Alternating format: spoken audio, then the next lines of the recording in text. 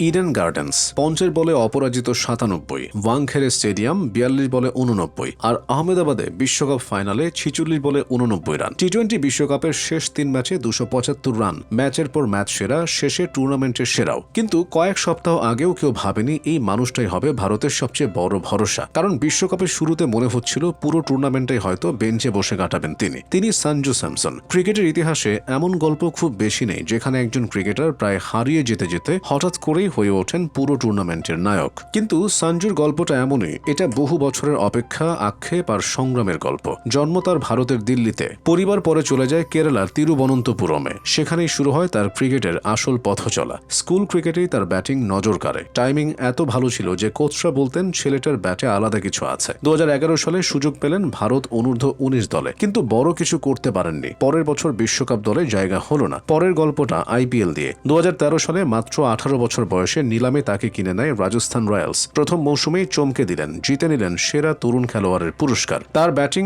আক্রমণাত্মক, একই সঙ্গে মার্জিত, 4 ছক্কা, কিন্তু সবকিছুতেই ক্লাস। বছরের পর বছর আইপিএলে পারফরমেন্স বাড়তেই থাকে। তার হাতে উঠে রাজস্থানের অধিনায়কত্বের ব্যান্ড। আইপিএলে রান কয়েক হাজারে পৌঁছে যায়, 3টি শতরান, একাধিক দুর্দান্ত মৌসুম। 2022 সালে তার নেতৃত্বে দল পৌঁছে যায় ফাইনালে। তবু আক্ষেপ রয়ে যায়, কারণ জাতীয় দলে জায়গা তখনও অনিশ্চিত। অবশেষে ডাক আসে 2015 সালে, প্রতিপক্ষ জিম্বাবুয়ে। কিন্তু অভিষেকের পর প্রায় 4.5 বছর আর ম্যাচই খেলেননি সঞ্জু। আইপিএলে ব্যাট কিন্তু চলছেই। মানুষ প্রশ্ন করতে শুরু করলো, এত ভালো ব্যাটার কেন জাতীয় দলে নিয়মিত নন? অনেকে বলতো সঞ্জু আইপিএলের তারকা, জাতীয় দলের নয়। ক্যারিয়ার পরিসংখ্যান দেখলে বোঝা যায় তার গল্পটা কতটা বিচিত্র। আন্তর্জাতিক ওয়ানডে ক্রিকেটে 16 ম্যাচে রান 510, গড় প্রায় 57, টি-20তে 60টির বেশি ম্যাচে প্রায় 1400 রান, স্ট্রাইক রেট 156-র কাছাকাছি। ঘরোয়া ক্রিকেটে আবার অন্য গল্প। ফার্স্ট ক্লাস ক্রিকেটে 66 ম্যাচে প্রায় 3900 রান, 11টি সেঞ্চুরি। লিস্ট এ ক্রিকেটে 3500-র বেশি রান। পুরো টি-20 ক্যারিয়ারে 330 ম্যাচে প্রায় 8400 রান।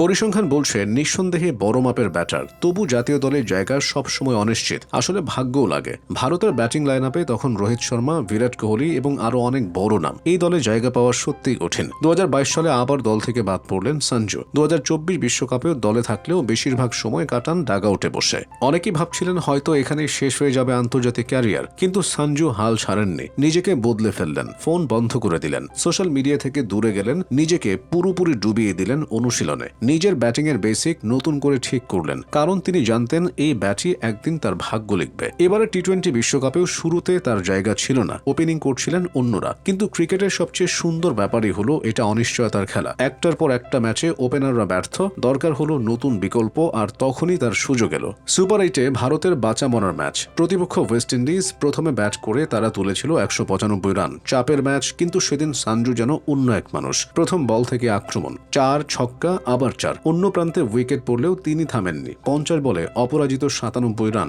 ভারত জিতে গেল। পরের ম্যাচ ওয়াংখেড়ে স্টেডিয়ামে। গল্প আবার শুরু, 42 বলে 89 রান, 100 রানের সুযোগ ছিল। কিন্তু তিনি নিজের মাইল ফলক নিয়ে ভাবেননি। ম্যাচ শেষে বলেছিলেন, আমি ব্যক্তিগত রেকর্ড নিয়ে ভাবি না, আমি শুধু চাই দল জিতুক। তারপর এলো ফাইনাল, স্টেডিয়াম ভরা হাজারো দর্শক, চাপ, উত্তেজনা, ইতিহাস। সঞ্জু শুরু করলেন ধৈর্য নিয়ে, তারপর শুরু ঝড়, 4 ছক্কা, আরো ছক্কা, 46 বলে 89 রান। এই বিশ্বকাপে সবচেয়ে বেশি ছক্কাও তার, 24টি। ভেঙে দিলেন মার্লন স্যামুয়েলসের ফাইনালের রেকর্ড। ভারতীয়দের মধ্যে ফাইনালের সর্বোচ্চ স্কোরের রেকর্ডও পেরিয়ে গেলেন বিরাট কোহলিকে। কিন্তু এই ট্রফি শুধু ক্রিকেটের সাফল্য নয়, এটা 11 বছরের অপেক্ষার উত্তর। এটা সেই সব দিনের উত্তর যখন তিনি দলে ছিলেন না। তাকে বলা হয়েছিল তিনি শুধু আইপিএল এর তারকা। আজ সেই সঞ্জু স্যামসনই ভারতীয় দলের অন্যতম ভরসা। তার গল্পটা শুধু ক্রিকেটের গল্প নয়, এটা অধ্যবসায়ের গল্প, এটা বিশ্বাসের গল্প, যেখানে অপেক্ষা শেষ পর্যন্ত নায়ককেই জন্ম দেয়।